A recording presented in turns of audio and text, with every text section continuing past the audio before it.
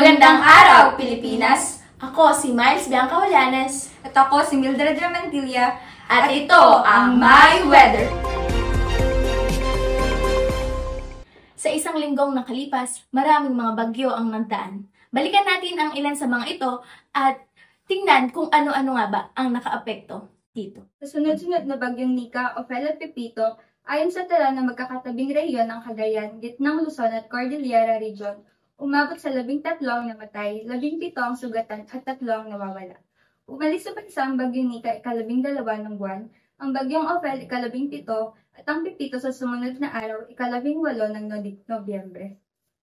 Alamin naman natin ang lagay ng panahon sa susunod na linggo. Para mag-ulat, nandito si Isel Bernardo.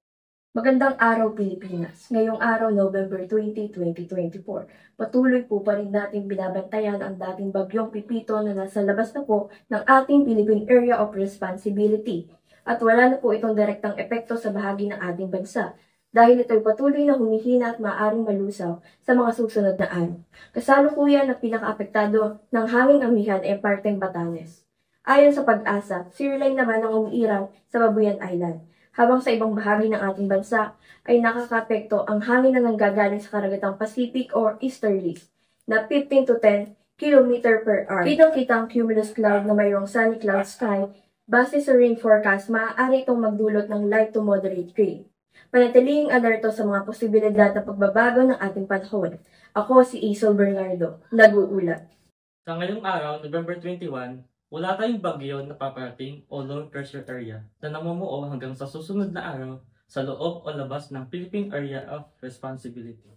Sa ngayon din, mayroong dalawang weather system na nakakaapekto sa ating bansa. Unang northeast monsoon o hanging amihan na mamanasan sa northern Luzon at na maulap at pag-ulan.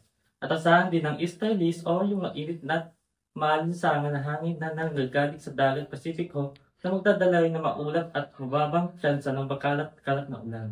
Makakaranas din tayo ng 96% humidity.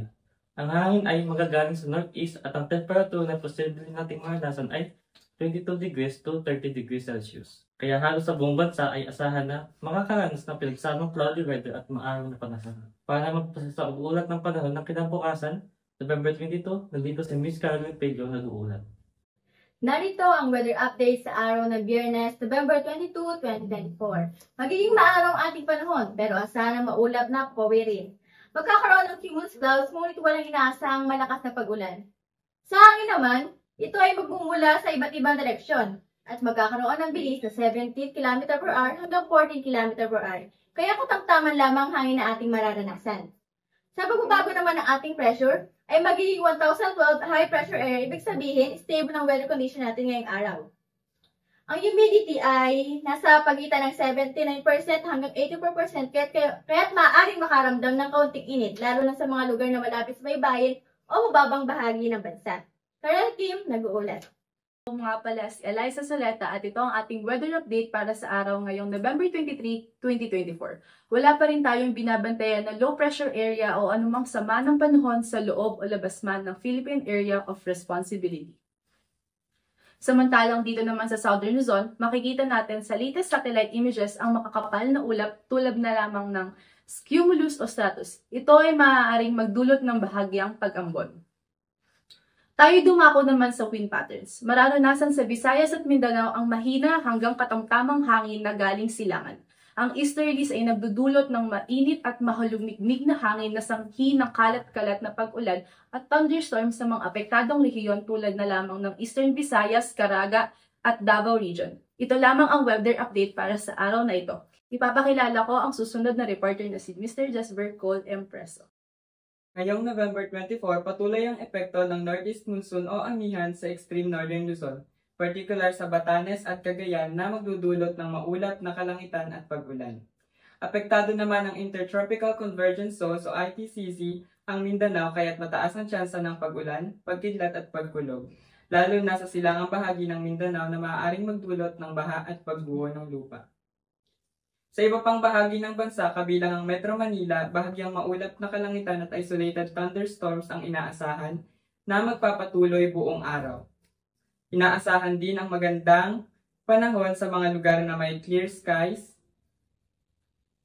May mahinang hangin na umaabot sa 21 to 15 kilometers per hour at presyon ng hangin mula 1014 hanggang 1013 high pressure area at humidity na nasa 79% to 85%. Maging alerto at mag-ingat lalo na sa mga lugar na apektado ng malalakas na pag-ulan at mga posibleng pagbaha at pagguho ng lupa. Ako si Jasper Cole Impreso, nag-uulat. Mga kamay-weather, good news naman po tayo ngayong huling linggo ng Nobyembre. Wala pong namamataang bagyo o kahit anong low pressure area sa loob o labas ng Philippine Area of Responsibility. Ayon sa Pag-asa, hanging amihan pa rin ang nararanasan sa extreme northern Luzon. Maaliwalas ang panahon sa southern Luzon na may cumulus cloud at maaraw na kalangitan. Walang inaasahang pag-ulan, ang hangin ay banayad hanggang matamtaman, na may bilis na 15 to 8 kilometers per hour habang ang pressure ay nasa 1013 high pressure area. Ang indikasyon ng kalma ng kondisyon bahagyang mataas ang humidity sa 82% to 84% na nagdadala ng medyo malinsangang panahon. Ako si Sharon Rivera, nag-uulat. Ngayong Martes, November 26, ang Pilipinas ay nasa ilalim ng epekto ng Northeast Monsoon o ang amihan na nagdudulot ng malamig na hangin mula sa hilagang silangan, mababang humidity sa Luzon at maulap na kalangitan na may mahinang ulan, partikular sa mga hilagang rehiyon. Ang mga uri ng ulap tulad ng stratus o culumbus ay namuo na nakauugnay sa localized thunderstorm at monsoon rain sa ilang lugar. Mahaba ang mga hangin, amihan na umiihip sa bilis na 14 to 22 km per hour. Mataas ang presyon ng hangin sa hilagang Luzon, samantala ang mga bababang presyon at mataas na humidity ay naitala sa Mindanao na bahagi. Ito ay dulot ng ITC o ang Intertropical Convergence Zone. Ako si Lorenza Simirador, nag-uulat. Sa isang linggong weather report simula November 20 hanggang 26, ang Pilipinas ay nakaranas ng ilang pagbabago dulot ng iba't ibang weather systems at atmospheric conditions. Ito ang ilan sa mga nakaapekto dito. Cloud development at precipitation. Ang Intertropical Convergence Zone o ITZZ at mga low pressure areas o LPA ay nagdudulot ng malalaking ulap na maaaring magresulta ng mga localized thunderstorm at malakas na pag-ulan, lalo na sa kanlurang bahagi ng bansa at mga coastal areas. Ang pagbuo ng mga cumulonimbus clouds ay nagdadala ng biglaang pag-ulan at pagkakaroon ng lightning at thunder. Air pressure. Ang pagbabago sa atmospheric pressure mula sa LPA at sistema ng monsoon ay magdudulot ng pagbabago sa hangin na maaaring magpalakas ng hangin at magdulot ng mga localized disturbances. Pagbabago sa presyon ay magpapalakas ng mga bagyong maaaring magdulot ng pag-ulan at malalakas na hangin. Winds at atmospheric circulation. Ang hanging amihan o northeast monsoon ay magdadala ng malalamig at tuyo na hangin mula sa hilaga, habang ang hangin mula sa ITZZ ay maaaring magdala ng mas mataas na moisture content at magdulot ng pag-ulan. Sa mga coastal areas, maaaring magdulot ng malalakas na hangin at pag-agos ng alon. Air masses at fronts. Ang mga mainit na air masses mula sa tropiko ay makakasilamuha sa malamig na hangin mula sa hilaga. Kaya't magkakaroon ng pagkakaroon ng mga fronts na magdudulot ng pagbabago sa temperatura at kondisyon ng panahon. Ang mga fronts na ito ay maaaring magdulot ng malalakas na pag-ulan at pagbabago sa hangin. Cyclones, habang wala pang inaasahang major typhoon sa linggong ito, ang mga LPA o maliliit na bagyo ay maaaring magdulot ng pagbabago sa daloy ng hangin at dagdag na ulan sa ilang rehiyon. Sa kabuuan, ang panahon mula November 20 hanggang 26 sa Pilipinas ay magiging maulap at may mataas na tsansa ng ulan dulot ng ITCC, LPA at mga pagbabago sa hangin at presyon. Patuloy na pag-monitor ng mga weather updates ay mahalaga, lalo na sa mga lugar na prone sa baha at landslide. Ako si Miles Bianca Olianes At ako si Mildred Mantilla, anywhere, everywhere, my weather.